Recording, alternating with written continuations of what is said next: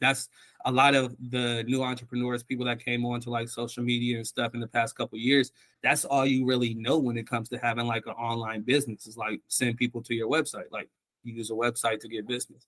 But with social media, with content, it's giving you different ways to kind of navigate that because people don't necessarily need to see a website. People don't need to go to a website. I haven't went to a website for something I've bought in a long time. Like it's cool to have, it's good to have to like give you that look of that official look, but it's not necessary anymore because a lot of people will buy just literally from seeing you on Instagram, literally from having a conversation with you. That's all they really need. So that's what the social media and the content, that's where that marketing comes into play.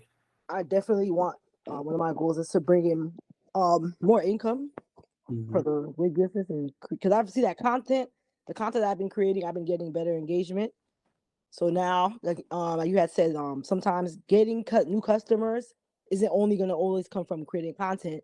You have to have a second way of trying to bring new customers in the DMs. So I have to stop being shy.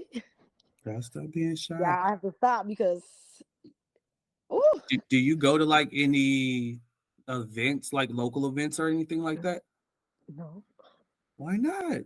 Yeah, 2024. I gotta start doing things differently. I don't network. You network. You gotta network. Why are you not networking?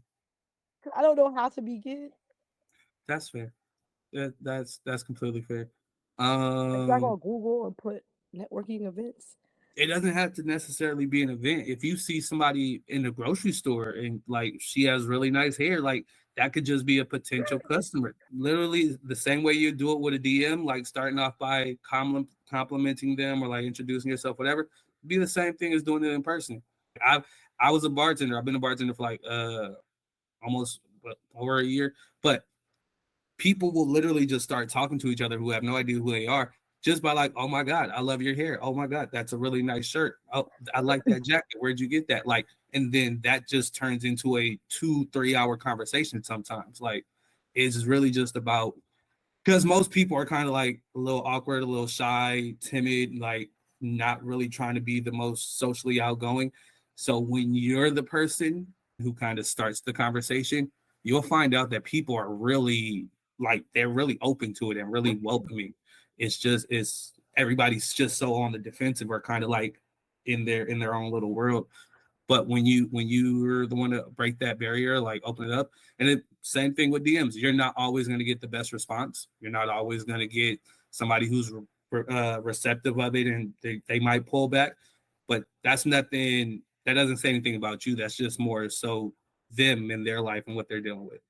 But those are all like that's literally anytime you walk out the house, it's because you have a product that is so use case friendly. Like you walk out of the house, more than likely throughout the day, you're gonna see somebody with a wig or somebody who looks like they have their hair done, like almost guaranteed. And those are all just like potential networking, potential clients, potential people who might have a friend who needs a wig. Like you never know. I think something that will be really helpful is like giving yourself a kind of a challenge to where every time you leave the house, your goal is to like network with like I need to do that. Mm-hmm. That'd be something that'll be really helpful. And make sure I have my business cards with me. Mm-hmm. And even like literally just asking like, oh, who did your hair? Where'd you get that? Did you get that from somewhere? What kind of hair is that? Anything like that. Anything just to like open the conversation and then just let it go from there. Because once you get into that space of talking about hair and talking about wigs and things like that, it's naturally going to come out of you and you're naturally going to shine. It's because that's your passion. That's what but yeah, and giving yourself an opportunity to like just kind of show that to more people, that's going to really help you out a lot. I need more build my confidence. Can't have a business and you're scared to like you're not confident in promoting it. It's very hard. It's definitely very hard. If you can't do it yourself, you have to like get ads or like outsource it, pay somebody else to do it. But if you're doing it yourself and like solopreneur, running the whole business, you got to be able to sell yourself. And that's something I learned just from like, so my brother, he sells cars, right? And he's been selling cars for like maybe 10, 12 years. But I remember when he first started and when like Facebook and Instagram was really kind of just getting started, he was just always on there, just posting the cars, he was selling. So every time we was at a family event, he's talking to people about their car, asking them what they're driving. Like nobody got upset, nobody was offended, like nobody took it like, oh, that he only talks about his business. It's like, no, this is what he does. He's a car salesman. I this is what I do. This is what I talk about. If I can help you get a better car, if I can help get you into a better situation, I'm gonna do that. It's the same with your wigs. I can help you get a better wig. I can make you feel better about yourself. I can help build your confidence by getting you into a wig that's gonna make you feel better, and just getting used to putting yourself as that kind of person for people. It can open up a whole new world for you just from talking to people, just from like literally just talking to people when you're out. You gotta be able to market yourself. Do you feel like people would judge you, or like do you feel like they'll feel some type of way about you if you try to talk to them about ways, or if you try to sell them, or like I think the main thing for me is I'm afraid of the reaction. the rejection? I'm afraid of the rejection. I'm gonna feel embarrassed. Like, what if they say something to me rude? Oh, girl, stay away from me. Leave me alone. But I can't think like that, because if I keep thinking like that, I'm never gonna do it. Mm-hmm. Out of 10 people, I'm want to say it's like 4 of them aren't gonna like what you have to say. 4 of them won't care. 2 of them will. So your goal and your focus and everything. If you focus on that 80% of people who don't care or don't like it, you're always going to be kind of downplaying yourself or downing yourself, um, and not pushing yourself into those opportunities. But if you look at it as more so, every no is a step closer to a yes,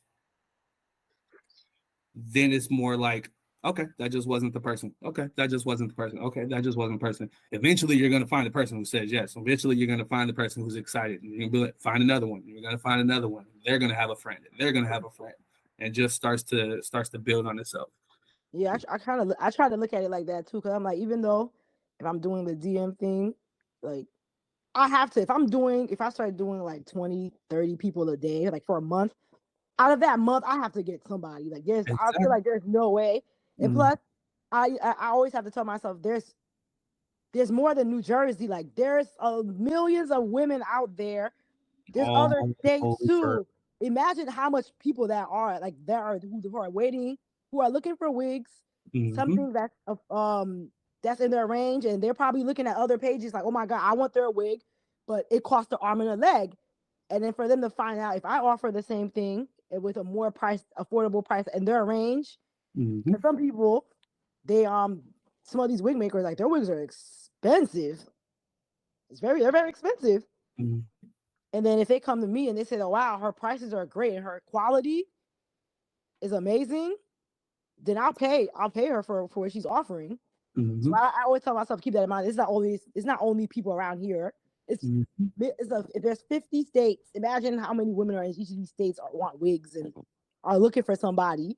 Mm-hmm. Absolutely. It A really lot of just people. becomes a numbers game.